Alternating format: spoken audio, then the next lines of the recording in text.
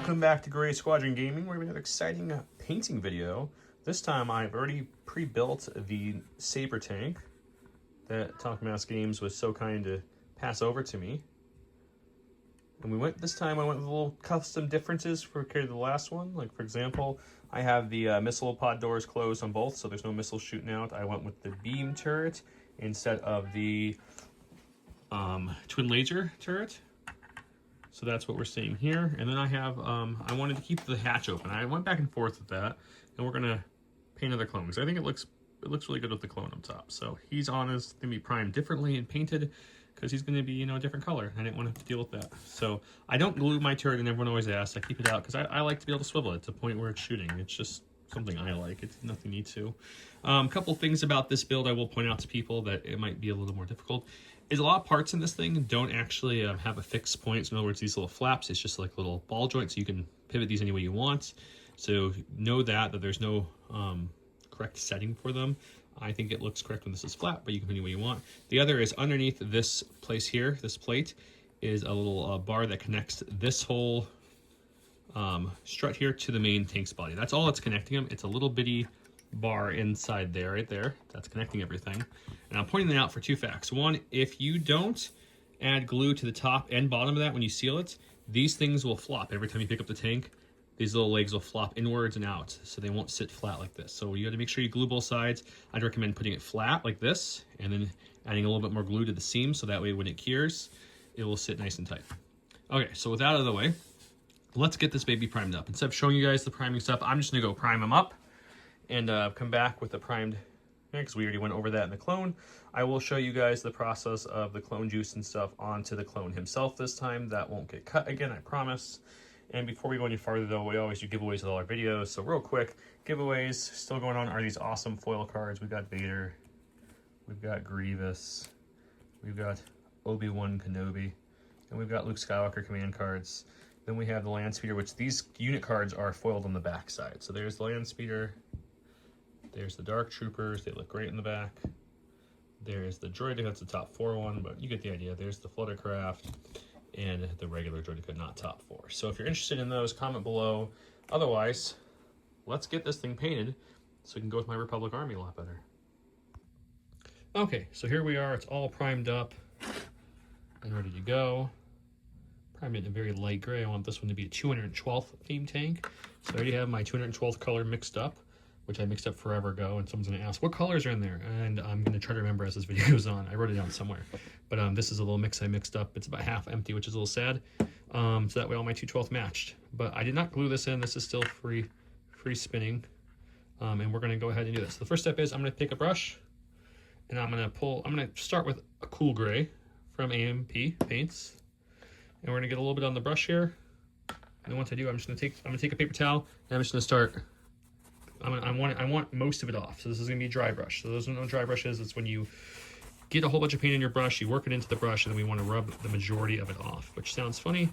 So that way, I'm trying to do this on camera to show you guys. I'm just gonna keep, this is a brush I obviously don't care about. It's a larger brush, so I only use it for like big things. Okay, so once we do, we're gonna take our model here, and we're just gonna dry brush. What does that mean? We're gonna go like this, back and forth over it, and I'll show you guys kind of what it does. And this won't be steady because I have to hit it repeatedly pretty good. And I want to go from different angles, and I'm going to start with this kind of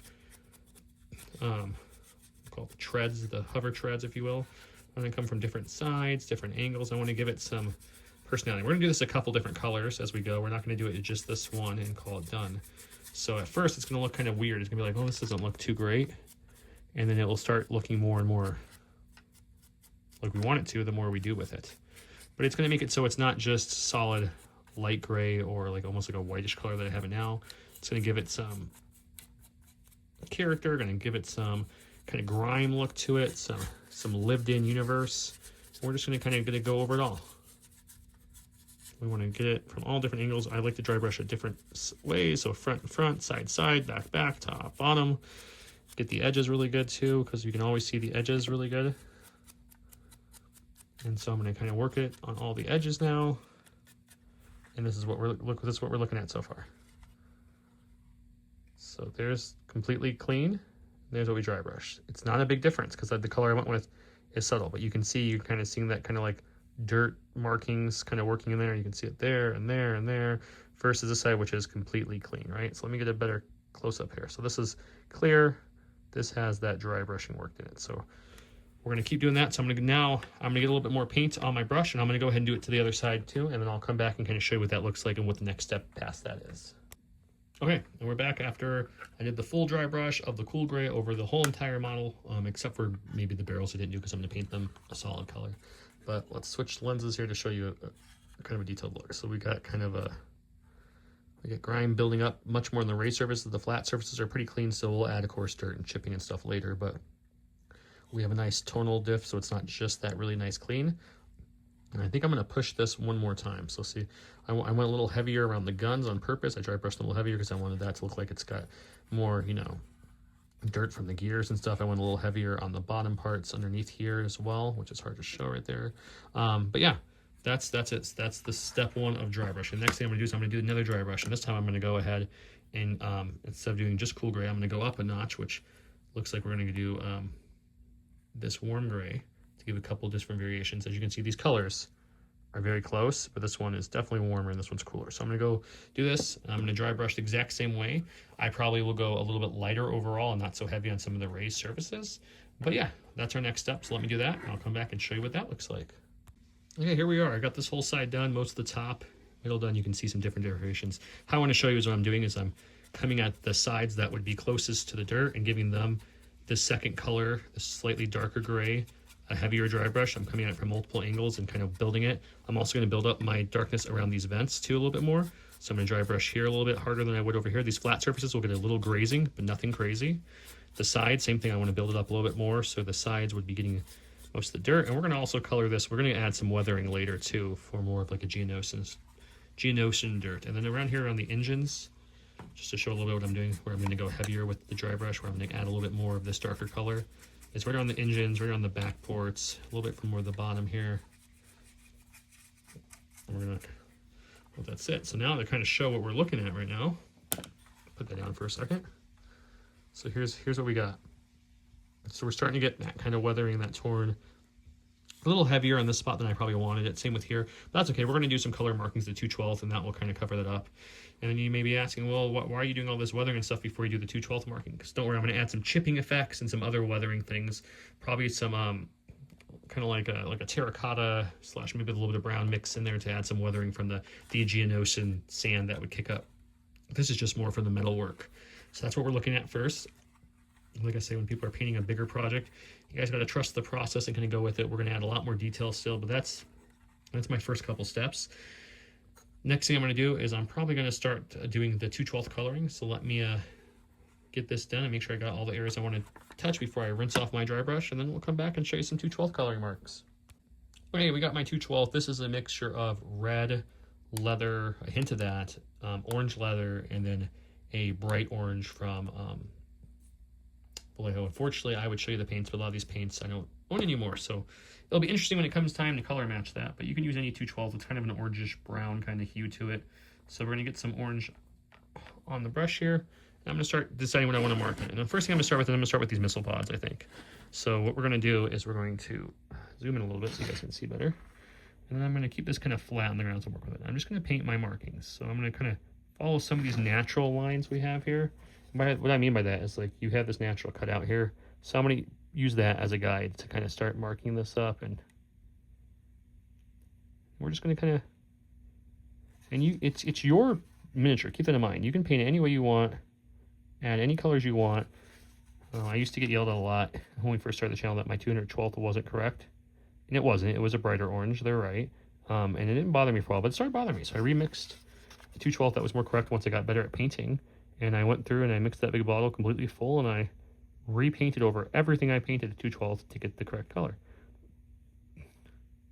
And we'll probably do the second light coat of that, but that's kind of what we're looking at there for that one. And I'm going to keep it equal on the other side. Get a little more paint in the brush here. And we're going to do the same kind of approach. We're just going to do a little bit of orange here. And we're just going to kind of work our markings in. And I'm just kind of using the brush. I use a bigger brush for the vehicles because obviously they're not nearly as small as other things, and also it is a little bit more challenging when you have a camera in your face to paint on, so if I'm not giving you guys the best angle, I apologize. I'm trying to constantly look at this camera screen as well to make sure that you guys can see what I want you to see. So that there's another marking. I want front. I have some Republic decals I'm probably going to place on the tank, maybe there and there is my kind of initial thought. Some people say you need some kind of idea of what you want to do when you want to start painting. That's true to an extent, but don't let it dissuade you from painting. I'm going to probably paint some of these areas that got a little darker than I meant to with some orange as well. That way it gives it some more 2/12 colorings, and then also we can take away some of that darkness from the dry brushing by essentially voiding it out. So we're just going to do that. We're going to follow that through. Once again, I'm using this, and if you have a whoopsie here, I'll do it on purpose. Oh no, I got some on this outside here. On this outside, you can either repaint it with your base color you used, or you can go over and pretend like that was on purpose, right? Because it's your models. Now, instead of staying on this little fleck, I'm going to go this fleck into that little flat spot, and I'm going to do the areas around it too. So that way it looks like this was supposed to be marked 2/12 like that the whole time. So what I'm getting at is, don't beat yourself up if you go over a line. Remember, 99% of people looking at your models not going to even pay attention to how detailed your work is. So just do it how you want to do it, if that makes sense. Don't let others put you down. And if you have paint on your model, congrats. It's more than a lot of people I know. There's a lot of people I know who have been playing this game since the beginning, and they still only have a handful of models painted, which is completely fine. There's no wrong or right way to do this, guys. But my point is, don't let people give you a hard time about if they don't think your painting's good, or if you messed up or you missed a spot or whatever. As long as you're happy with it and you got paint on your model to go on the board, you're doing really good. So yeah, I'm going to keep following this process of just going some markings. I'm going to kind of mirror it from side to side. So because the Republic Army is usually a bit more uniform besides some of their squad markings, if they want to get brash, like with a Bad Batch or something where they go off kilter and paint their skull on their mask or something, then that's different. But the Republic Army as a whole usually is pretty uniform in their colors for their stuff. So I'm going to keep that trend. Since I already have a 501st Saber tank, this will join me for the 2/12, which is perfect because there's a 2/12 battle force that likes multiple vehicles. So that's what we're looking at so far. I'm going to keep going, and we'll come back and see how I'm doing. Okay, this is what we're looking at so far. We've done some markings. I've got some cleanup work to do. Don't mind that, but this is what we're looking at so far. I went with some side markings, some top markings, some markings around what I call his eyes, the viewpoints there. The gun has markings. Each other gun has markings. I've got the T markings on the back of each side, and that's what we're looking for 2/12. And I think, as I'm looking at this to contrast this, I might take a darker gray, like maybe, I'm thinking I might do some slate gray from A&P. And I might add this slate gray to different areas. And where am I thinking of adding this to? That's a good question. I'm glad you asked. I'm thinking of adding it to maybe some of the points up here, just for a little bit of contrast in some of the paneling. I might add a little bit of this dark gray.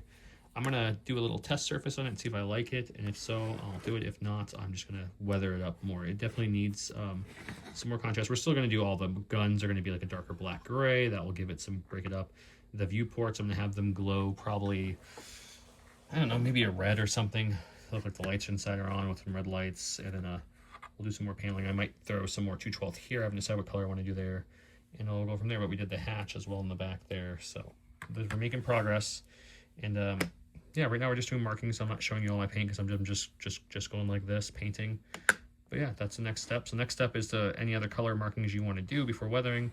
All like the metal little connection points and these little struts and like the areas of like the vents and stuff that I'm going to add some wash and shadows to will come later after all that. But I think now we want to get the markings done. So let's go ahead and see if I like the slate gray as a contrast. I might start with just this spot and this spot here and see if I like that. And if I don't, I will just weather it out real quick.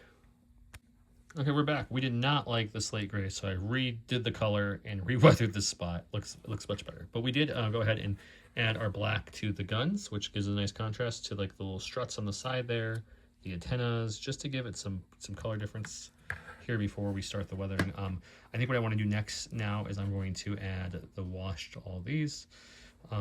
Like the vents, the engine in the back and stuff. So I'll show you how I go about doing that now. I'm going to be using two washes. I'm going to use a black and a brown. You can use Null and Agrax and mix them together. I know those are more common for people, but I'm going to mix these probably, let's do 50-50, maybe with a splash of water. So maybe 40, or 45, 10 water, just to thin it down, just a smidge. And I might play with that water ratio as we go, but we'll mix it up and I'll show you what we're going to be washing. Okay, here we go. So we're going to try to give you the best angle. We're going to go into that vent there. Oops, and just get some right on my thing. It's okay. We wiped it off. It's fine. You know, I'm not gonna edit that out. This is the realness of painting. You're gonna make mistakes and get stuff everywhere. So I do want a good amount of wash in there. I want to really darken that up and make it look like, you know, it's a vent. It's an intake for some dirty. You could also, if you really wanted to go to your theme, if you're going to do like a Geonosis, instead of doing the black brown, you could have probably done about 20% less of each, and then done a red wash in there too, to give it kind of that Martian earth, that Geonosian, if you will, look to it. So as you can see, I'm turning this thing all different angles to get in there. I don't want to get this necessarily on my flat parts. I want to try to keep it in the vents as best I can. You're gonna probably leak some out, but that's okay. Just try to keep it in there as best you can. Like I said, I want a good amount to really get that looking like what I have it pictured in my head, at least. So that's what we're doing. So that's what we're gonna let that kind of cook in there for a second. And just a touch more now that I'm seeing it from this angle. And then we're gonna let that kind of sit there. We're gonna take this off, so we're gonna drop it, Arthur gun. And then we're gonna do the same thing to the other vent on this side, right there. Then I'm gonna go through and do it to the back vents there and there. We're gonna get the engine all washed up, and then behind the struts, there's these little like vents as well. So I'm gonna go through and wash all those, and then we'll come back. Okay, so here's where we're at now. The guns are fully black. And since the dark gray didn't work and I had to retouch that up that we tried, I decided to add a little bit more orange. So we've oranging and some washing in these panels here. And we've got an orange bar in the back now. We also add a little bit, there's our wash into the crates there, the vents and the crates. I don't make mine super dark, but it starts to give definition. So we're gonna do some more to the engines, and we kind of weathered up the back of the guns and extended that black. So that's where we're at now. So I think what we're gonna do now is we're going to add some of that reddish kind of sand from the Geonosian to especially to the bottom and maybe the front parts as it's going over the sand and it's kind of getting hit, kick it up around the backs, kind of make it look believable. It's a hover vehicle. So let's do that, and I'll show you how I mix that color. Okay, I went with a mixture of some old Vallejo terracotta, because use the paints you have before you buy more paints. Unless you want to buy more paints, then who am I to tell you what to do? I buy way too many paints. But anyways, I'm using some terracotta from the older game color line, and then I'm using some earth from the newer game color line, because I have a lot of Vallejo. I have a lot of Pro Curl, and that's kind of what I use. And I used to do only Vallejo, so I have a ton of that. Anyways, I mix it up probably about, let's say, 60% terracotta, 40% earth, and then we get this kind of brownish red here in my palette. You can see that there. And I'm just dry brushing, so I don't really need a wet palette or anything for the time being. And what we're going to do is we're going to grab a dry brush. Let's go with a decent one. We probably want a little bit bigger of one. I don't know if I want this big of one per se, because we're only going to be hitting the edges. I don't think I want it to cover as much this time. So I'm going to grab a smaller dry brush, and we're going to do the same thing we did before. We're going to take the dry brush and dab it off, and I'll come back and show you me actually doing some of that. Okay, so I went with just an older flat brush I have that's not too big. Already worked off the colors. As you can see, it gets faded and faded, and that's kind of the color we're starting with. Do a couple more swipes just to make sure it's got as little as I want on it, not too much. You can probably peel off a little bit more of that. Okay, now I'm going to I want to start with this inside we're just going to sit here and just essentially beat the tank, try to give it some of that rustic kind of Geonosian red orange. And we'll probably do a couple different hues of this overall. We just want it to kind of kick up on these edges, and I want to dry brush up and down and sideways so it picks up the different edges. And I really want it to look like it's coming from the bottom, so I might go a little heavier with down to up than up versus down. That's okay. See, we're starting to get our line here. We want to kick it to the front a little bit too. We want it to look like it's kind of splattering up. So I'm going to just do some bigger, wide dry brushing here to let it really get up on there. I'm going to follow that through. So now I'm going to keep working that onto a lot of these areas where I think that Geonosian sand would kind of come up, like around this vent maybe. And there's no wrong or right way to do this. So just weather how you want. See, we're starting to get that edge of dirt. from the G-Notion landscape. And that's what we're kind of looking at. We want to get it nice and worked on there. And once you get to a point you don't think it's providing enough there, you know, keep going, because the more you do it, the more it's going to show. But also, once it gets too dry, just, you know, add some more and repeat the process. But we kind of want it to, like, really show that kind of dinge on the side, dinge on these ruts. I want to get these vents a little bit too. The last tank, I completely painted the bottom of the tank. This tank, I didn't even prime the true bottom because you're not going to see it. So this is one of the first things I'm trying to grow and not paint areas that there's no way you can ever even accidentally see. Like, you're not going to see the bottom because it'll be glued, so you literally can't, even if you wanted to lift it up and look at it. So that's what I'm going to do. Yeah, so I'm going to keep working this dry brush, and I'm going to come back and kind of show you how it's progressing. Okay, here we are after some rounds of dry brushing onto it. We've got a nice buildup of kind of sand, mud, if you will, whatever you want to call it, kicking up all over the gears. I did it by the vents. We did it a lot by the bottom where the part will be hitting the sand the most. You can kind of, let me switch lenses, give you guys a closer look.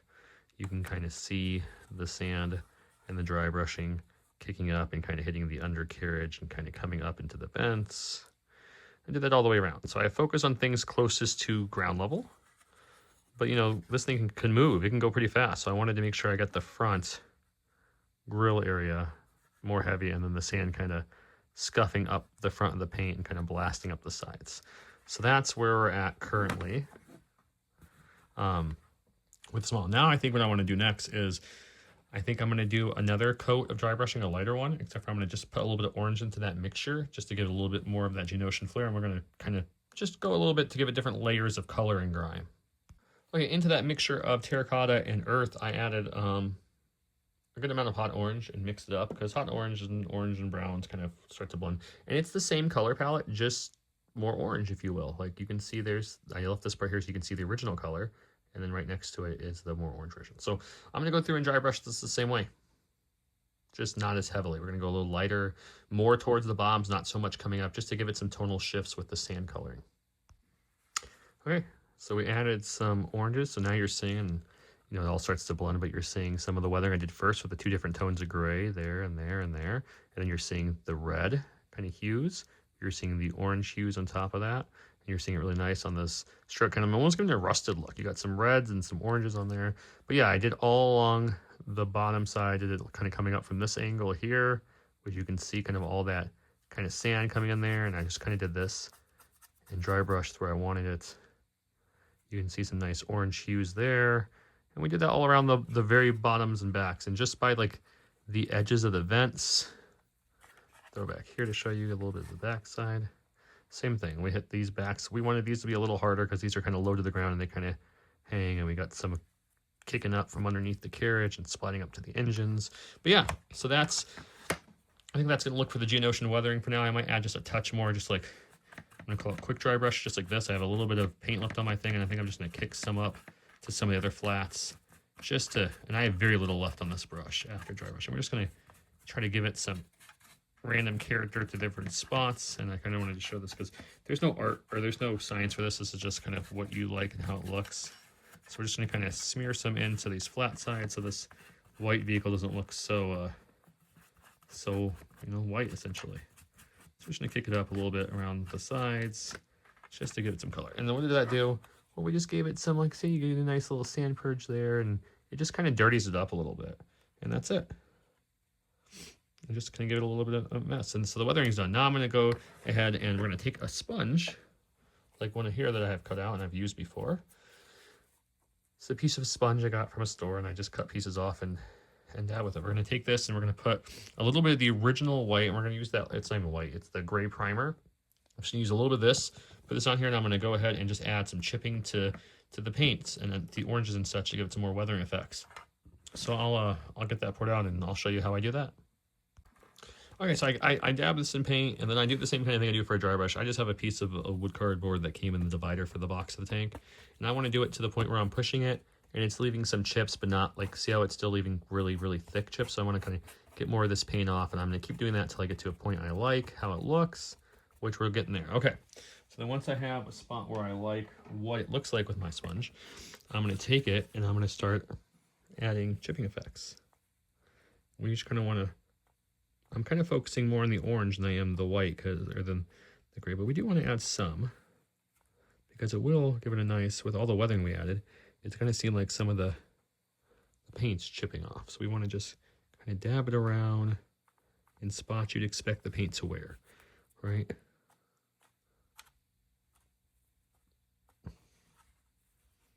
So we just want to keep working it all through this. I want to give this thing, like, it's been on geonosin for a little bit, and if I get on the guns like I just did there, it's not a big deal.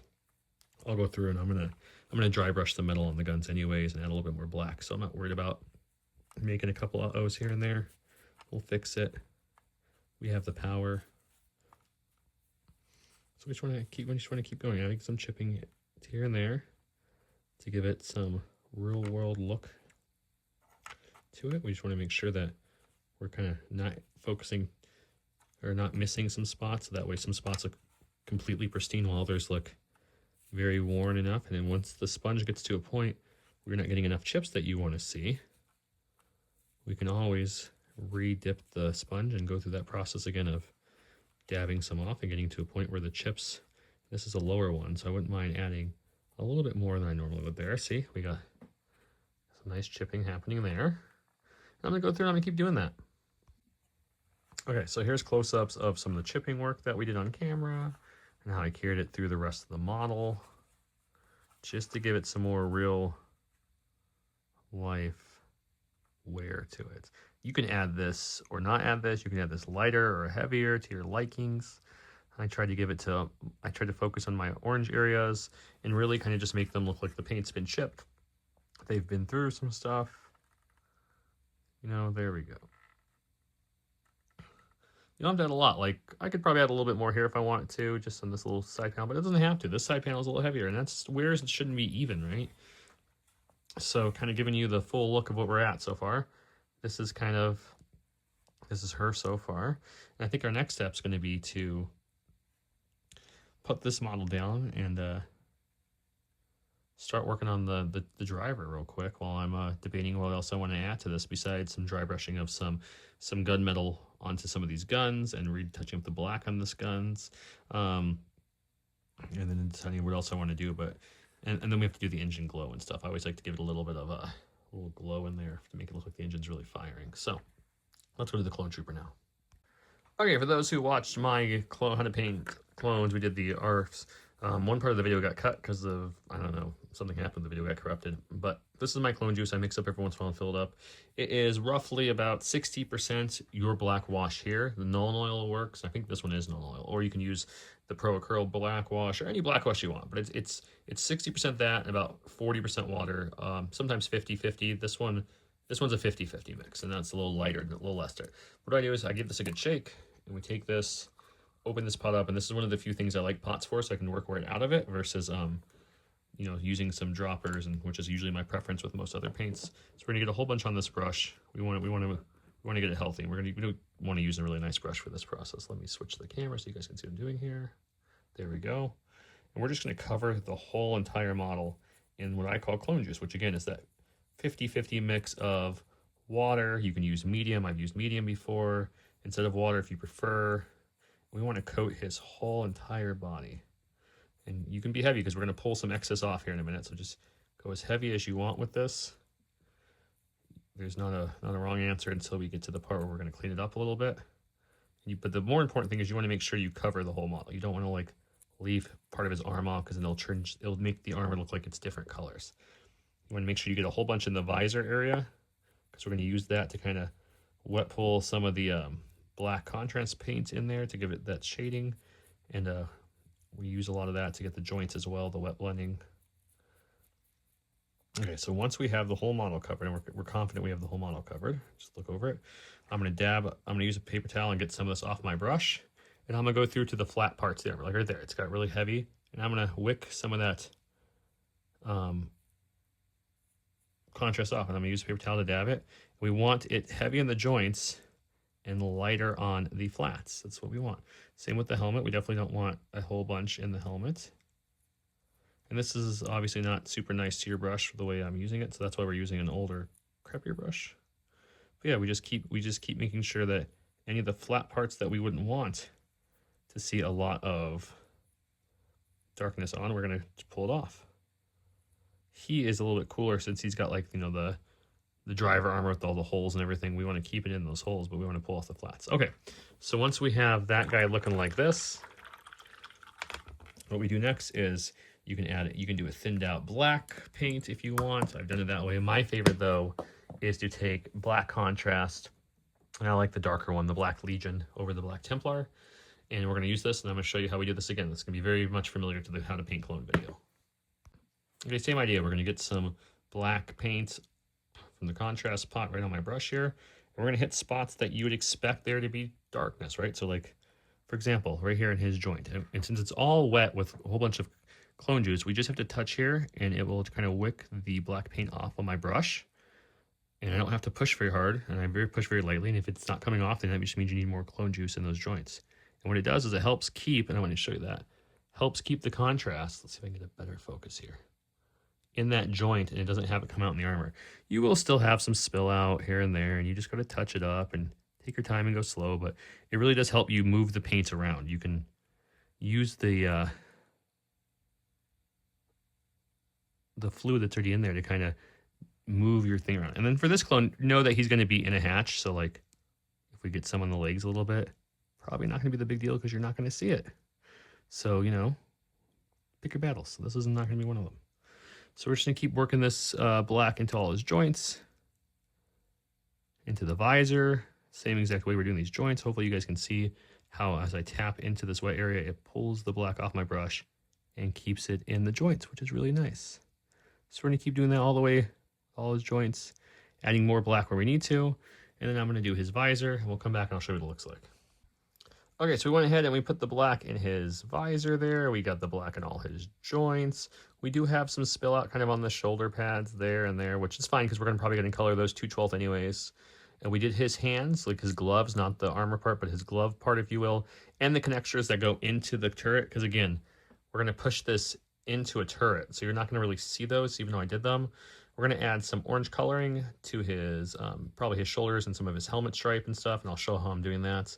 And then what we're going to do with all that is we're going to then take a little bit of black wash and fill each one of these holes up after we're done coloring them to give them more contrast to him. And then we're going to plop him in the tank and he'll be pretty much done. But let's do the next step. But that's how I do my clone juice, and that's how I do all my clones before I do any markings, coloring, etc. That's just the base. When you want the white and black clone, that's the best way I do it.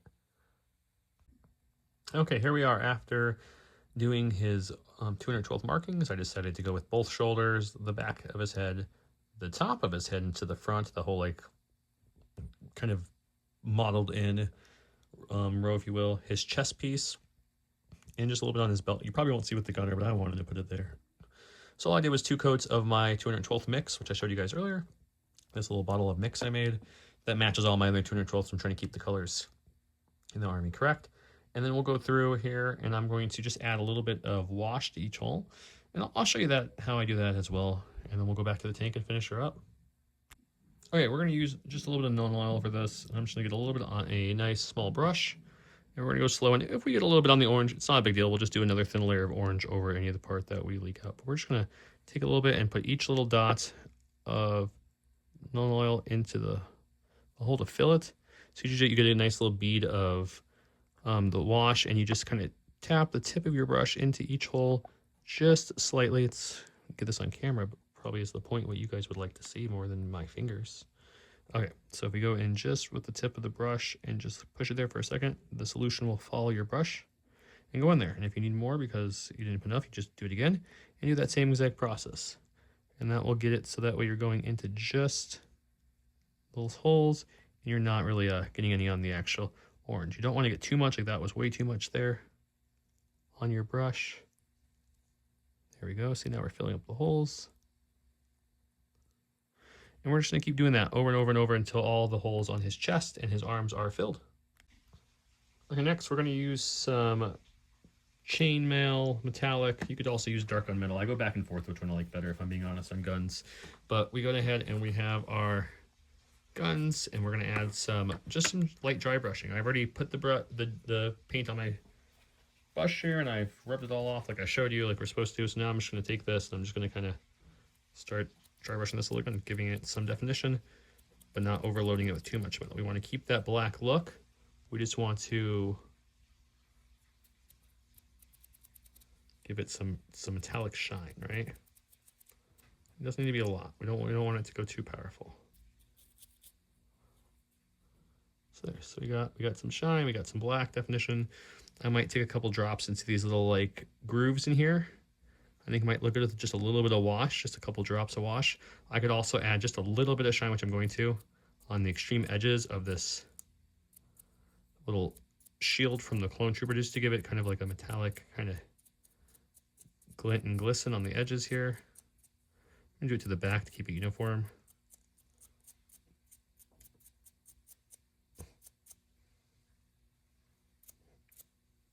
And remember, you kind of just do it as you're going and see what you like. There we go. Let's kind of look at that gun. I'm gonna do it to the antennas, but these are antennas. They are not sturdy. So when I dry brush them, I make sure this is almost super dry, and I kind of just push and do a light coating almost, more than a dry brush with those. So that's my one caveat. If you could just keep these black or just paint the metal, probably safer, because you know they're not super sturdy antennas. But I will dry brush the guns here. I might add a little bit of metal to the struts, but I kind of like this rust look we got almost off of just doing the weathering. So I don't know if I'm going to do those anymore. That was original plan. But let's start with the guns, and I'll show you what the finished product looks like with all the dry brushing. Okay guys, we're pretty much in a final state here. We dry brushed all of our guns with a little bit of that chainmail metallic. You could use dark gunmetal if you don't like the brightest shine, or you don't have to do any of it. Once again, it's your model, do what you want. I also threw a little bit of Nuln oil in each of these little cracks to give it some definition and some coloring, almost look like kind of the weapons kind of using. Same with this, just a little bit around those little bitty spots there. So that's good here. I also went ahead, because this would have been exciting to show on camera, I painted the whole base orange and did black with the rims. So I already had black on my palette, and I'm gonna let this dry for a full 12 plus hours before I put the crackle medium on there to give it that geonosis effect like you guys have seen all my clones use. And what I do, and I'll show it, I'll come back tomorrow and finish it up, but I won't like put the crackle on this part of it, because you're really only going to see like the outer parts. So I'll do it a little bit thicker towards the outsides, because that will crack nice. You want to kind of do it uneven. The thicker, the bigger the cracks, the thinner, the less cracks you get. Then I'll start doing a little bit thinner as we go in, and then I probably won't do the middle really at all, because you won't, it only sits this high up. So the front has this little cutout and the sides have a cutout, but the rest you're not going to see much. So I may come back to like here in the front, but on the back I might only come up to about there, because I don't need to waste all that paint just to put it in there. Something I'm trying to get better at. I used to just paint everything as if you could see it perfectly. But our last thing to do before we put the clone in is to finish this engine. I almost forgot about. So let's do some engine work. Okay, our tank is done. We got the engine. We just did some a little bit of the warm gray along the middle thing, the middle thruster, and then we add a little wash in there just to dirty it up a little bit. It's still drying a little bit, as you can see, but we may add the other tank. I have a big blast marks, which I'll show you in this video. My first tank I painted on my Saber tank. So at this point, all we need to do really is take this dude here, put him in the tank, and then we'll go finish up the base, and we can call this a completed Saber tank. Let me get him in. Go to our next step. Okay, there it is.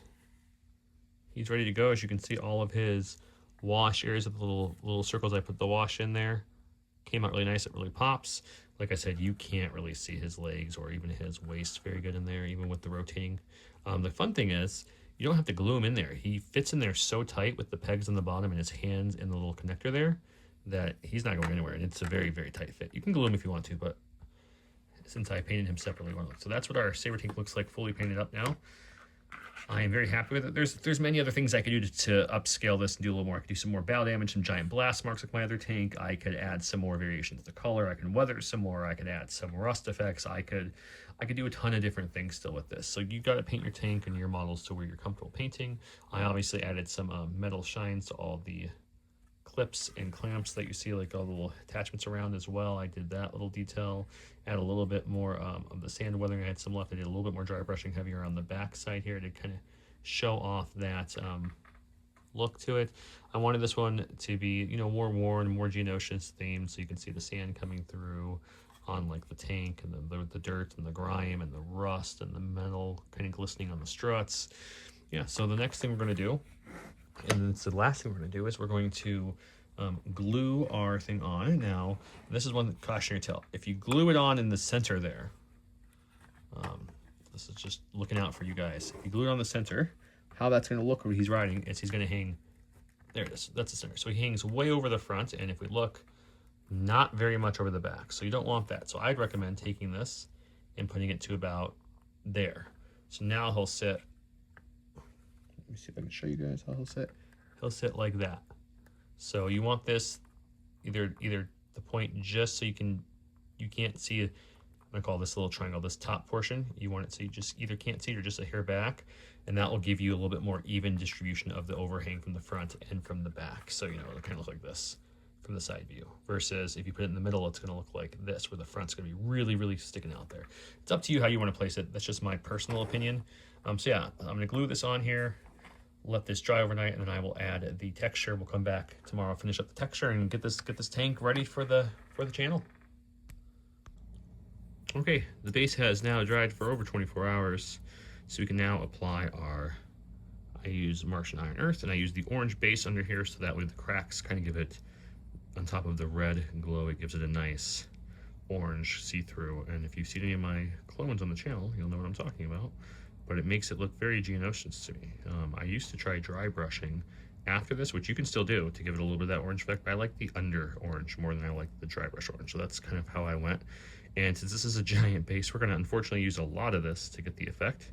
And that's why I was saying that I won't like do right around that circle area, the flight stand, because you're just wasting the material. So for now, I'm just gonna try to scoop a whole bunch on with my flat edge here of this little tool I have. There's a smaller edge for basting, there's a big one. We're gonna use the big one because this is a big thing. So I'm gonna get a bunch on here, and then I'm gonna come back once I have enough to start showing you how I kind of flatten it and kind of what levels and kind of how much do I use, I guess. Okay, I put a ton on here, as you can see. Like this is a lot. You use as little or as much as you want, but I want to make sure I have this base done really nice, and we're gonna see how much over I went with it. For this stuff, the thicker you have it, the more cracks it will make. The thinner you have it, the less cracks it will make all the way through. It kind of just makes like a little bit of a break. Like if you threw a rock on like an ice pond, and the ice pond just kind of cracked a little bit, we'll do that, versus cracking down to the paint. So you want thicker for that. And you do want to keep some of that arc line open, and I'm just gonna kind of smear this up and over a little bit to get better coverage. I'm just gonna play with it a little bit until I figure out what consistency I want it. So I'm gonna keep the very edge of each arc cut open, and I'll go through afterwards and add probably like I don't know, maybe like a red wash. I think I just did just a little drop of Null oil in there to really highlight the arc. But you don't need the whole arc, you just need a little bit of the top. And obviously you're not gonna see a lot of this under stuff anyways. So just keep smearing it around. This is a lot, like I said, probably more than I need it, to be honest. Looking at it now as I'm smearing it, it seemed like not enough when I was putting it on at first. So we may rectify some of this. Okay, so we're just gonna keep doing that. And this is kind of what the consistency we're looking for over here.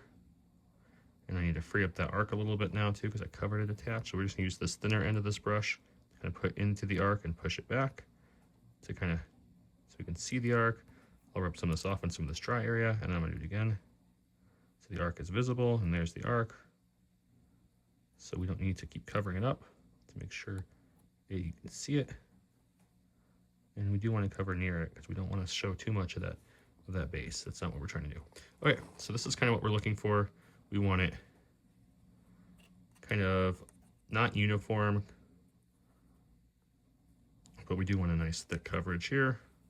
And someone last time asked, why do I say you have to let it sit for 12 plus hours? Is because I noticed if you put this stuff on too soon and you don't let the paint underlayer kind of fully firm, it lifts the paint up. So then you'll actually see the primer, or even just the regular plastic underneath all the paint and primer, because when it cracks, it kind of lifts. So I've noticed when you let it sit for a while and kind of cure the paint, it holds much better, and I have little to none of that problem anymore. Okay, so I'm gonna go through and do this a little bit more, and then I'll come back and I'll show you what it's looking like. Okay, here we are. It was too much, so I did just use a scrape tool and put some back in its pot. So I wanted it pretty thick. You could go much thinner if you want to save cost, or just do even less of the base than I did. But as you can see, if I'm showing you, I've got like kind of thicker, then some low points. I got some crack and openings. I want this very not uniform. So that's what it looks like, and I'll show you guys when it dries how it looks before I attach the tank and finalize it.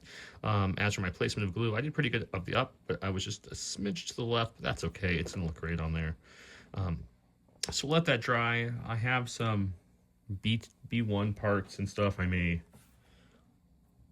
I have painted up. I always paint lots of bits up, and I might put like kind of under the front of the tank so you can kind of see a foot sticking out and stuff, and just give it a little more character than just the Geonosian cracked earth, if you will. And with that, I'm gonna give this a couple hours to dry. Here we are. Like I said, I didn't need to do, I probably could have left even more of this unpainted, but here's our crackle. As you can see, it is uneven. We have spots of thinner, flat, very small crackles. We have some spots which will be the front of the tank, really, really big crackles like I wanted. So that was my really thick spots. And like that. So what it looks like with the tank on, I'm not going to glue them on yet because I want to matte coat them, but that's essentially what we're going to be looking at. So here, let me pick up the camera so you can see it really good. So that's kind of how it's going to be in it. So it's overhanging the back and the front about the same. If you want it to overhang one side more than the other, I mean, by all means model it that way, but I like a nice equal distribution. So there's the back. You can see, as you can see, you can't see any of the unpainted surface is what I'm trying to show here. Everything looks good. So for this example, I think we're pretty much done. And all I'm gonna do now is I'm gonna probably take this little leg here and I'll glue it back enough where you can only see part of the leg sticking out, maybe right about there, to give it some debris on the table, like so. I might add another rock or something else here too, or some more jointed bits. But yeah, hope you guys enjoyed this video of how to paint a Saber tank, and here's our final result. I think it came out pretty good. The last step, which I won't bore you with, is I'm just going to go ahead and take a matte coat all over it to protect it, paint, so that all that hard work doesn't chip off easily. I use Tester's Dull Coat, but use any brand you guys like. Until next time, drop in the comments what you would like to see in future painting videos. I'll be happy to oblige, and thank you guys so much for watching.